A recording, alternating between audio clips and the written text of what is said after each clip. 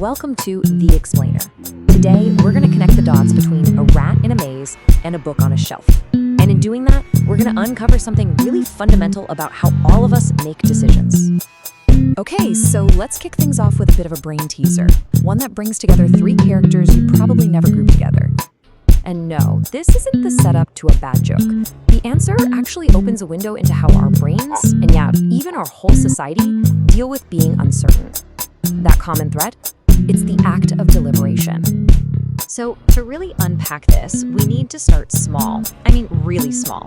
Right down at the biological level of hesitation with a behavior that scientists first noticed in rodents. Scientists have this great name for it, vicarious trial and error, or VTE for short. You can think of it as that tiny moment of pause before you commit to something, a little mental what-if that plays out in the real world. And get this is not some brand new cutting-edge discovery. This exact behavior was described by the psychologist E.C. Tolman way back in 1948. So this is a really foundational piece of how animals figure out their world. For a rat, you can literally see deliberation happening. When it gets to a fork in a maze and the choice isn't obvious, it'll physically look left, then right, then maybe left again. It's like it's running a quick simulation of each path in its head before it actually takes a step. Okay, so that's rats. But what about us? Do we humans do this too? Well, a recent study got pretty creative to find out, and they used a virtual reality game to do it. So what the researchers did was build these simple virtual tasks they called Movie Row and Candy Row. You'd navigate a path and you'd get an offer, say a funny video clip, but you'd have to wait for it. You could turn left to accept it and wait, or you could turn right to skip it and just keep going. And this chart really just says it all. When the choice was a no-brainer, like a clip from your favorite movie with a really short wait, people decided almost instantly. But when the choice was hard, a video they only kinda liked, matched with a frustratingly long delay, their decision time just skyrocketed. They hesitated. So how did this hesitation actually look? Well, unlike the rats, people weren't physically turning their heads back and forth. Instead, their digital avatars would just pause for longer. They moved back and forth in that decision area. Some even started to turn one way before, reversing course. It was the same pause and look behavior, just showing up in a virtual world.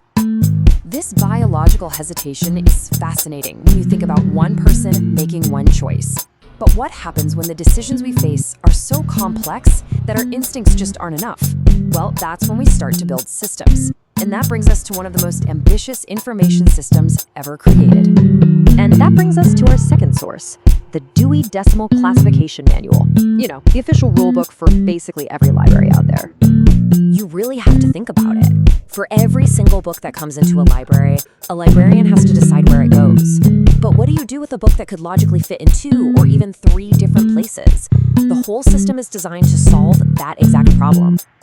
And if you dig deep into the hundreds of pages of rules in that Dewey manual, you find this really fascinating and very human solution for these difficult choice points. It's this simple but super powerful phrase, if in doubt. It acts as a clear tiebreaker for those tough calls. So let's say a book is both a piece of literature and a commentary on a specific subject. The rule says, if in doubt, prefer the subject. Boom, decision made. And you see this rule again and again. Here's another one. For when the line gets blurry between a private company, like a railroad, and the government agency that regulates it, the manual just gives you a default path to take to eliminate all that guesswork. So what this shows is that this huge system for organizing all of human knowledge has, baked right into its core, a pre-planned response to hesitation. It's a system that actually codifies uncertainty and gives you a clear path forward when the choice isn't obvious. And this brings us right back to our rat, our gamer, and our librarian. And now we can see the invisible thread that ties them all together. What we're really looking at here are 2 systems for solving the exact same problem.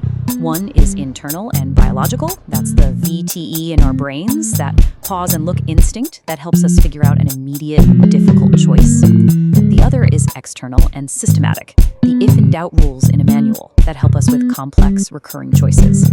One is inside our head, the other is on a library shelf, but both are designed to resolve conflict at a crossroads. So it turns out that whether you're a rat choosing a tunnel or an entire civilization organizing its knowledge, the basic challenge is exactly the same. How do we act when we're not sure what to do? And that really makes you wonder, doesn't it? What are the systems, big and small, that you've built for the hard choices in your own life.